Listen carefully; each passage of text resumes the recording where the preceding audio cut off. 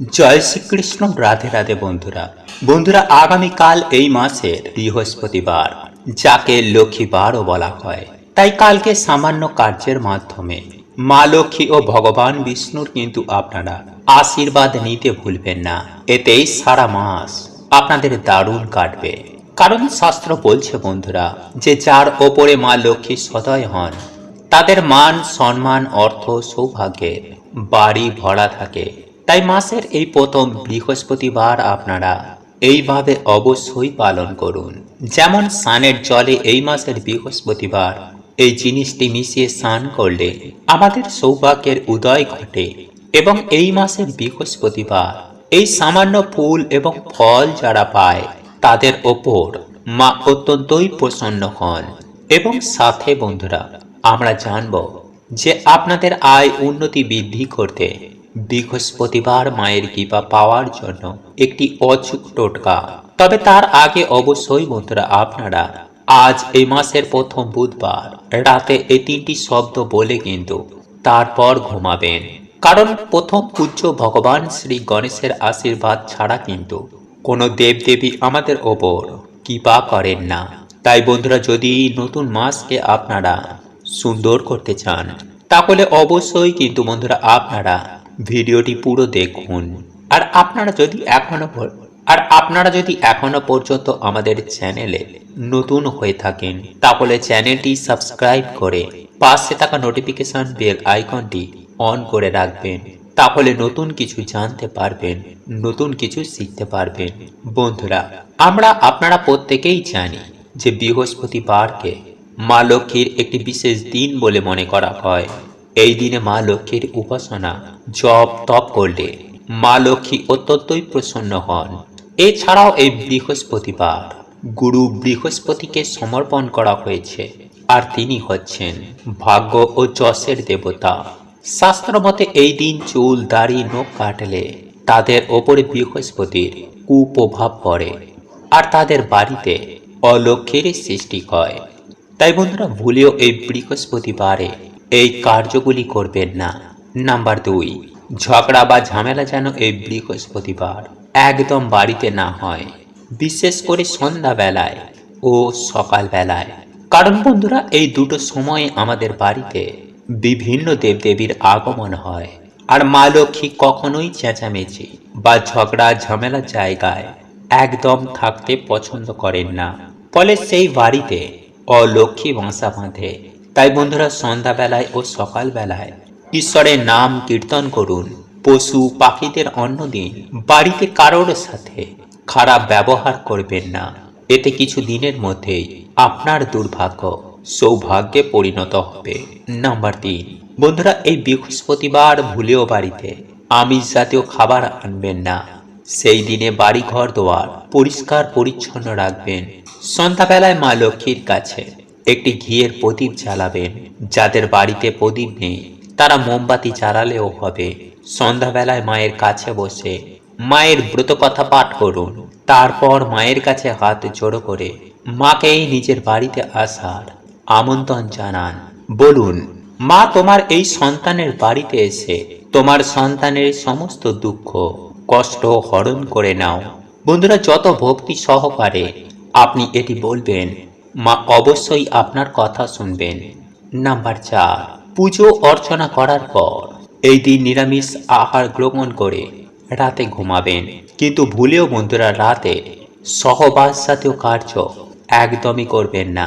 কারণ এতে আপনার এই ভৌতিক শরীর অপবিত্র হয়ে যাবে।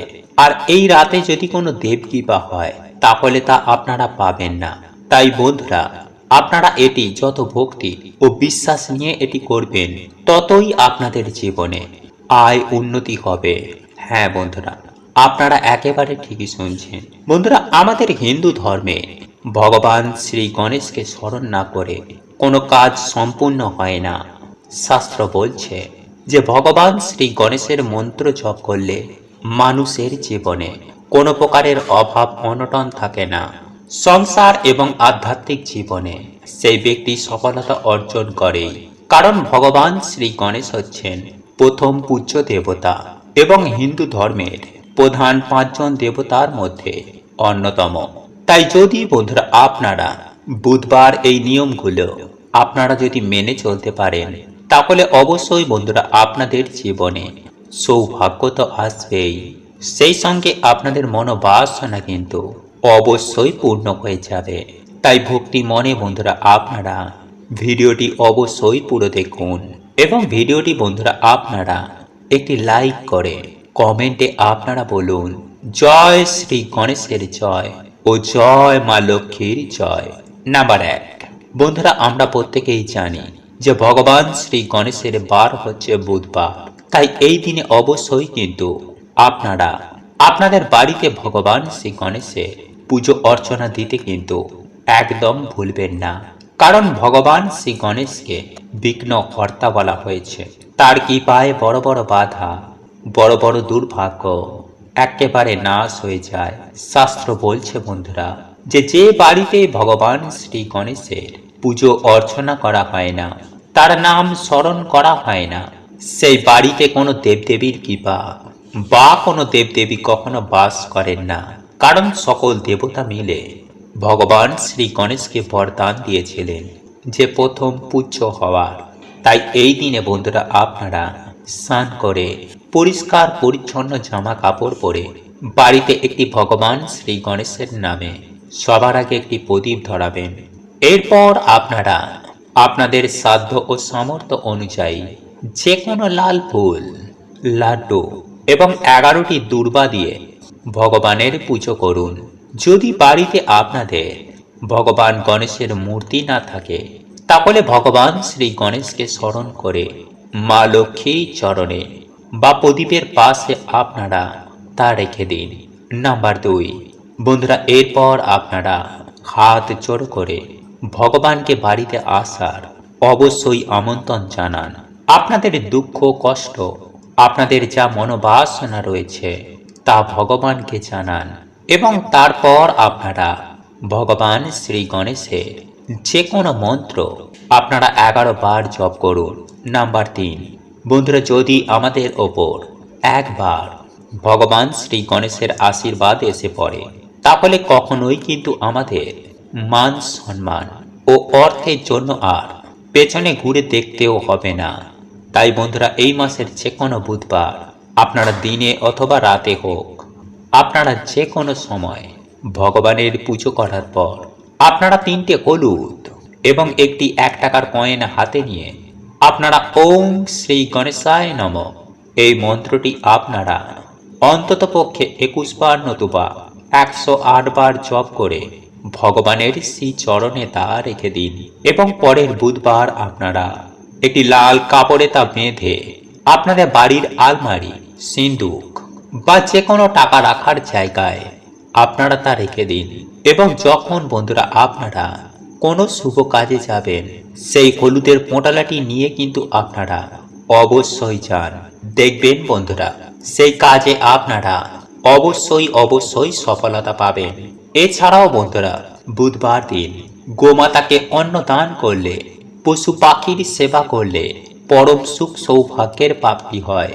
তাই বন্ধুরা এই বুধবার দিন কিন্তু আপনারা এই নিয়মগুলো মেনে চলতে একদম ভুলবেন না। বন্ধুরা এই পবিত্র মাসে সব থেকে গুরুত্বপূর্ণ কাজ হচ্ছে যে এই মাসের প্রত্যেকটা দিন সকালে ঘুম থেকে উঠে আপনারা স্নান করে তুলসী মঞ্চে কিন্তু অবশ্যই জল নিবেদন করবেন। কারণ তুলসীর সেবা ছাড়া কখনোই কিন্তু সেই বাড়িতে মা লক্ষ্মী এবং ভগবান বিষ্ণুর কৃপা হয় না। এছাড়াও প্রত্যেকটা দিন এই মাসে তুলসী পুজো এবং তুলসী সেবায় সেই বাড়িতে আয়, উন্নতি এবং সৌভাগ্যের মা ভরিয়ে দেন। নাম্বার 2, বন্ধুরা যাদের বাড়িতে কিছুতেই অর্থ সমস্যা কাটছে না বা যারা সারা বছর বিভিন্ন রকম ঝগড়া ঝামেলা সমস্যা বা রোগ ব্যাধির মধ্যে ঘিরে রয়েছে, তারা অবশ্যই বন্ধুরা এই মাসে প্রত্যেকটা বৃহস্পতিবার, শুক্রবার বাড়িতে একটি প্রদীপ জ্বালিয়ে পরিষ্কার শুদ্ধ জামা কাপড় পরে আপনারা মায়ের সামান্য হলেও বাড়িতে পুজো অর্চনা করুন এবং পারলে বন্ধুরা আপনারা এই মাসের বৃহস্পতিবার কিংবা শুক্রবার দিন বাড়িতে মা লক্ষ্মীর ঘটের সামনে আপনারা আলপনা দিয়ে মায়ের পা আঁকুন। তবে তার আগে অবশ্যই কিন্তু আপনারা ভালো করে ঠাকুর ঘর পরিষ্কার পরিচ্ছন্ন করে নেবেন, কারণ নোংরা জায়গাতে কিন্তু মা লক্ষ্মী কখনোই পা রাখেন না। নাম্বার 3, বন্ধুরা পারলে আপনারা এই মাসের বৃহস্পতিবার দিন আপনারা অবশ্যই সন্ধ্যাবেলায় নতুবা সকালবেলায় মা লক্ষ্মীর সামনে একটি ঘিয়ের প্রদীপ অবশ্যই জ্বালাবেন। এতেই বন্ধুরা মানুষের দুর্ভাগ্যের নাশ তো হয়, সেই সঙ্গে সৌভাগ্যের উদয় ঘটে। ফলে আগের তুলনায় আপনাদের আয় উন্নতি অবশ্যই বাড়বে। নাম্বার 4, বন্ধুরা এই মাস চলাকালীন পারলে মা লক্ষ্মীর অত্যন্ত প্রিয় এই একটি গাছ আপনারা বাড়িতে অবশ্যই লাগান, যেমন কলা গাছ, সুপারি গাছ, নারকেল গাছ, কৃষ্ণ তুলসী গাছ এবং ধান গাছ। এই গাছগুলির মধ্যে যে কোনো একটি গাছ বন্ধুরা আপনারা যদি এই মাসে আপনাদের বাড়িতে লাগাতে পারেন, তাহলে এতে করে বন্ধুরা আপনাদের বাড়িতে মায়ের কৃপায় অর্থ সৌভাগ্য বিরাজ করবে।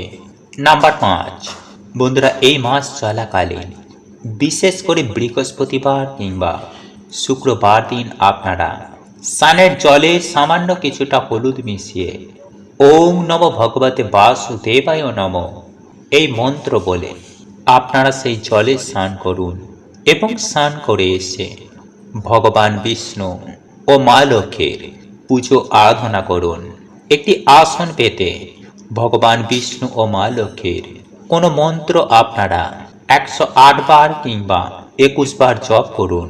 বন্ধুরা যদি নিয়ম মেনে এই মাসের এই বৃহস্পতিবার দিনগুলোয় আপনারা যদি সামান্য এই কার্যটি একবার করতে পারেন, তাহলে বন্ধুরা আপনাদের আগের তুলনায় আয় উন্নতি অনেকাংশেই বাড়বে।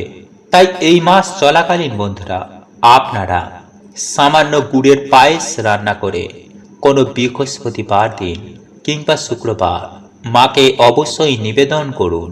নাম্বার 7, আমলকি। বন্ধুরা এই মাস চলাকালীন এই ফল আপনারা ভগবান বিষ্ণু ও মা লক্ষ্মীকে নিবেদন করতে একদম ভুলবেন না, কারণ বন্ধুরা এই মাসে এই ফল মাকে নিবেদন করা অত্যন্তই শুভ এবং অত্যন্তই ফলদায়ী। তাই এই ফলকে বন্ধুরা অমৃত ফলও বলা হয়।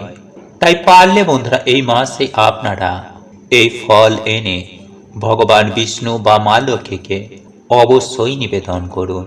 এছাড়াও বন্ধুরা এই মাসে কাঁঠালি কলা, নারকেল, ধান, সিঁদুর, দূর্বা, লাল ফুল, পদ্ম ফুল, অম্রপল্লব, তুলসী পাতা, তুলসী মঞ্জুরি, করুতুকি, লক্ষ্মী কড়ি, শঙ্খ, চালের নৈবেদ্য এই মাসে মায়ের চরণে নিবেদন করলে, মায়ের পুজো অর্চনা করলে সেই বাড়িতে সারা বছর মায়ের কৃপা বিরাজ করে। বন্ধুরা শাস্ত্র অনুসার যেখানে আমরা টাকা পয়সা রাখি, মানে মানি ব্যাগ বা সিন্দুকের মধ্যে আপনারা যদি এই মাসে সামান্য জিনিসটি রেখে দিতে পারেন, তাহলে বন্ধুরা সেই বাড়িতে মা লক্ষ্মী নিজে দৌড়ে আসেন, তাদের সকল মনোবাসনা মা তা পূর্ণ করে দেন। ফলে টাকা পয়সা জনিত বন্ধুরা কোনো রকমের সমস্যা সেই বাড়িতে আর থাকে না। তাই চলুন বন্ধুরা এইবার আমরা জেনে নিই যে কোন কোন জিনিস আপনারা আপনার মানি ব্যাগ বা আলমারিতে রাখতে পারেন, যা আপনারা মানি ব্যাগে রাখলেই এই মাসের মধ্যেই সুফল পাবেন। নাম্বার 1, তুলসী মঞ্জুরি। বন্ধুরা মনে করা হয় যে এই তুলসী গাছে ভগবান বিষ্ণু এবং মা লক্ষ্মী উভয়েরই বাস রয়েছে। নিয়মিত তুলসী গাছে পুজো অর্চনায় মানুষের দুর্ভাগ্যের নাশ হয়, বাড়িতেই ভগবান বিষ্ণু এবং মা লক্ষ্মীর কৃপা হয়। কিন্তু বন্ধুরা আপনারা হয়তো অনেকেই জানেন না যে তুলসী মঞ্জুরি বাড়িতে রাখলে আমাদের আর্থিক উন্নতি হয়। এটি ভগবান বিষ্ণুর ও মা লক্ষ্মীর অত্যন্তই প্রিয়। মানা হয় যে ভগবান বিষ্ণুর চরণে এই তুলসী মঞ্জুরি অর্পণ করলে মানুষের জন্মের দুর্ভাগ্য এবং পাপের নাশ হয়। তাই বন্ধুরা আপনারা এই মাসের যে কোনো বৃহস্পতিবার দিন ভগবান লক্ষ্মীনারায়ণের চরণে বা রাধা কৃষ্ণের চরণে এটি অর্পণ করে নিজেদের মনোবাসনা বললে তা সুনিশ্চিতভাবে পূর্ণ হয়ে যায়। তাই বন্ধুরা আপনারা তারপর সেই তুলসী মঞ্জুরি নিয়ে একটি লাল কাপড়ের মধ্যে বেঁধে আপনাদের মানি ব্যাগ বা যেখানে আপনারা টাকা পয়সা গয়নাগাটি রাখেন সেখানে রেখে দিন। রাখার সময় বন্ধুরা আপনারা ওং ভগবতে বাসুদেবায় নমঃ এই মন্ত্রটি পাঠ করে বাড়িতে মা লক্ষ্মীকে স্মরণ করে বাড়িতেই মাকে আমন্ত্রণ করে যা মাকে বলতে চান তা মাকে বলবেন। নাম্বার 2, বন্ধুরা আপনারা তুলসী মঞ্জুরির জায়গায় তুলসী গাছের শিকড়ও কিন্তু ব্যবহার করতে পারেন। বাকি সব একই প্রক্রিয়া। বন্ধুরা আপনারা এই মাসের যে কোনো বৃহস্পতিবার কিংবা শুক্রবার 11টি পদ্ম গাছের বীজ জোগাড় করবেন এবং মা লক্ষ্মীর চরণে সেগুলিকে রেখে বাড়িতে আপনারা লক্ষ্মী পাঁচালি পাঠ করে একটি আসনে বসে ওম ভগবতে বাসুদেবায় নমঃ এই মন্ত্রটি আপনারা 108 বার নতুবা 21 বার জপ করে আপনারা এরপর সেই পদ্ম গাছের বীজগুলিকে একটি লাল কাপড়ের মধ্যে বেঁধে যেখানে আপনারা টাকা পয়সা বা গয়নাকাটি রাখেন সেখানে সেম ভাবেই রেখে দিন। এতেই বন্ধুরা সদা সর্বদাই আপনাদের বাড়িতে মা লক্ষ্মীর কৃপা থাকবে। হ্যাঁ বন্ধুরা, এমনটাই শাস্ত্রে মনে করা হয়। এছাড়াও বন্ধুরা হিন্দু শাস্ত্র অনুসার এই দিনে বাড়িতেই সত্যনারায়ণের পুজো বা বাড়িতে ভগবান শ্রীকৃষ্ণ রাধারানীর পুজোর এক বিশেষ মাহাত্ম্য রয়েছে।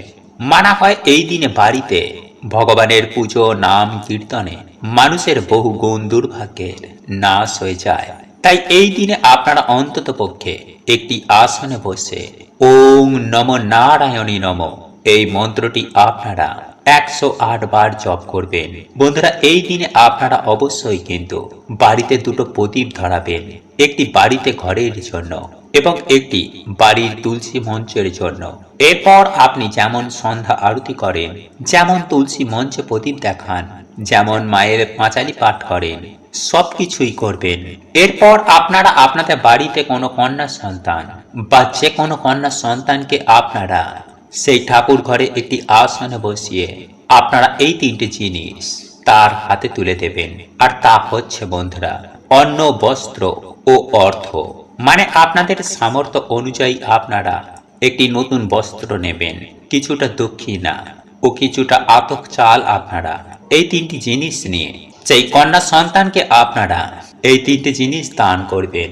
এবং যদি কোনো কারণে আপনারা নতুন বস্ত্র দিতে না পারেন তাহলে তার বদলে আপনারা সেই কন্যা সন্তানের কোনো প্রিয় জিনিস আপনারা তাকে সেই দিন দান করবেন।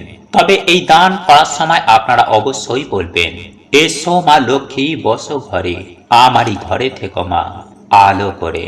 বন্ধুরা মানা হয়েছে এই দিন এই দান সব থেকে বড় দানের মধ্যে অন্যতম। মানা হয় যে এই দিন অন্ন, বস্ত্র, অর্থ যদি কোনো কন্যা সন্তানকে দান করা যায় তাহলে জীবনে কখনো এই 3টে জিনিসের আর অভাব থাকে না। তাই বন্ধুরা আপনারা কিন্তু অবশ্যই কোনো কন্যা সন্তানকে এই অন্ন, বস্ত্র, অর্থ দান করার চেষ্টা করবেন। তবে বন্ধুরা এই দিন কিন্তু আপনারা বাড়িতে ঠাকুরকে ভোগ না দিয়ে কোন রকমের খাবার খাবেন না। তাই সকাল সকাল আপনারা স্নান করে ভগবানের পুজো আরাধনা করার পর ভগবানকে ভোগ দেওয়ার পরেই আপনারা প্রসাদ রূপে বাড়ির সকলে মিলে তা গ্রহণ করে তবেই দিনটিকে শুরু করুন।